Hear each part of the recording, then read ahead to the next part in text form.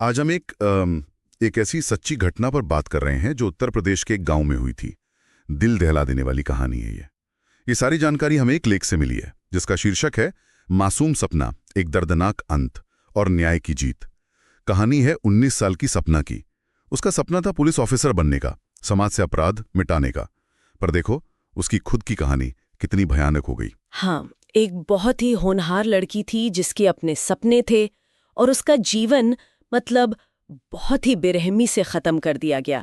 ये लेख सिर्फ घटना के बारे में नहीं बताता, बल्कि उसके बाद क्या हुआ, समाज पर क्या असर पड़ा, कानूनी प्रक्रिया कैसी रही, इन सब पर भी बात करता है। तो चलिए इस मामले को थोड़ा और समझते हैं। उस दिन क्या हुआ था? सपना कॉलेज के लिए निकली थी रोज की तरह। जी, लेख बताता है कि वो रोज की तरह ही कॉलेज के लिए घर से निकली थी। उसे गांव से थोड़ी दूर बस स्टॉप तक जाना होता था और रास्ता शायद थोड़ा सुनसान था। और वहीं कुछ गड़बड़ हुई। ऐसा ही लगता है वो बस स्टॉप तक पहुंची ही नहीं। जब शाम हो गई और वो घर वापस नहीं आई तो परिवार वाले जाहिर है बहुत चिंता में पड़ गए। उन्होंने पुलिस को बताया होगा। हाँ बिल्कुल, वो फौरन पुलिस के पास गए गुमशुदगी की रिपोर्ट लिखवाने। पर यहीं से मतलब थोड़ी दिक्कतें शुरू हुई। अच्छा, क्या हुआ? पुलिस की क्या प्रतिक्रिया थी शुरू में? पुलिस का रवैया शुरू में कैसा था? लेख के मुताबिक पुलिस का रवैया शुरू में काफी कह सकते ढीला था। परिवार को सुनने को मिला कि अरे कहीं चली गई होगी या हो सकता है किसी के साथ भाग गई हो। क्या? ये तो बहुत ही असंवेदनशील बात है। बिल्कुल। और इससे ना सिर्फ परिवार का डर बढ़ा, बल्कि शायद जांच का जो कीमती वक्त होता है शुरू का, वो भी बर्बाद हुआ। और फिर कितने दिन बाद पता चला? 3 दिन बाद। 3 दिन तक कोई खबर नहीं थी। फिर गांव के पास ही एक जंगल है, वहां एक शव मिला। शव की हालत कैसी थी? लेख में कुछ बताया गया है? हालत बहुत बहुत खराब थी। लेख कहता है कि पहचान छुपाने की पूरी कोशिश की गई थी। चेहरा बुरी तरह कुचला हुआ था और शरीर पर जलने के निशान भी थे। हे भगवान! अपराधियों ने मतलब कोई कसर नहीं छोड़ी थी पहचान मिटाने में। बाद में फिर डीएनए टेस्ट हुआ जिससे ये कंफर्म हुआ कि वो सपना ही थी। और ये सिर्फ हत्या नहीं थी, पोस्टमार्टम ने और क्या सामने आया? जी, पोस्टमार्टम रिपोर्ट ने इस अपराध की वहशियाना सच्चाई सामने ला दी। लेख में साफ लिखा है कि हत्या करने से पहले सपना के साथ बलात्कार किया गया था। ये तो बस गुमशुदगी या हत्या नहीं, ये तो क्रूरता की हद है। बिल्कुल, एक बहुत ही भयानक अपराध था ये। जांच फिर आगे कैसे बढ़ी?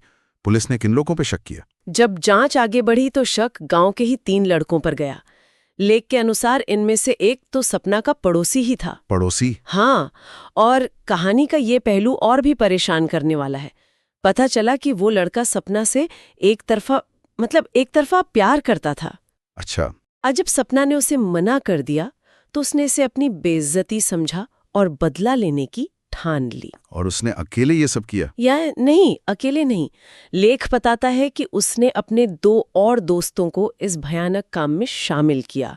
जांच में ये बात सामने आई कि इन तीनों ने मिलकर पहले सपना को उस सुनसान रास्ते से अगवा किया। उसके बाद उसके साथ सामूहिक बलात्कार किया और फिर जैसा मैंने बताया, पहचान मिटाने के लिए पत्थर से उसका चेहरा कुचल दिया और शव को जलाने की भी कोशिश की। ये सब सुनते हुए भी यकीन नहीं होता।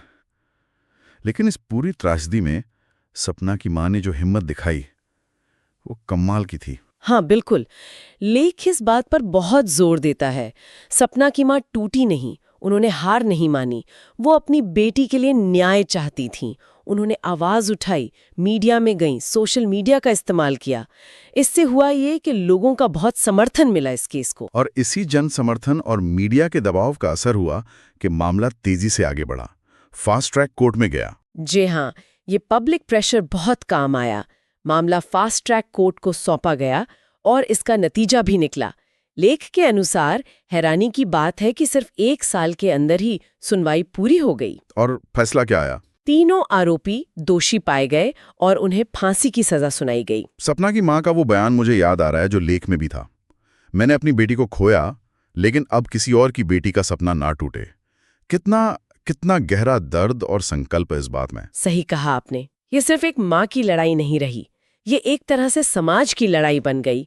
और ये पूरा मामला हमें कई जरूरी बातें सिखाता है जिनका जिक्र लेख में भी है। पहली बात तो शायद पुलिस की भूमिका। शुरुआती प्रतिक्रिया कितनी अहम होती है। हाँ, वो टाल मटोल वाला रवैया या पूर्वाग्रह, ये जांच को भटका सकता है और पीड़ित परिवार को और तोड़ सकता है। बिल्कुल। दूसरी अहम बात जो हमने देखी भी वो है जनता की जागरूकता और मीडिया का रोल।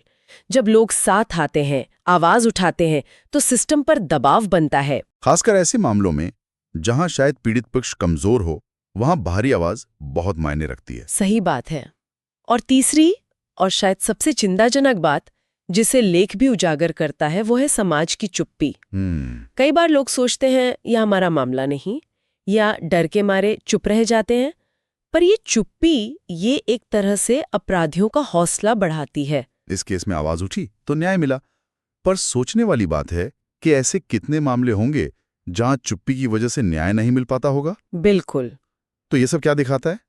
यही कि न्याय सिर्फ कानून की किताबों में या अदालतों में नहीं होता।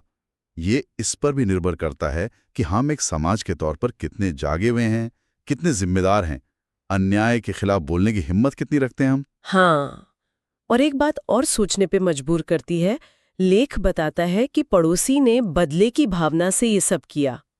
समाज में हमारे आसपास ऐसी नफरत, ऐसी कुंठा पनपती रहती है और हम अक्सर उसे नजरअंदाज कर देते हैं, है ना? हाँ, ये बात तो है।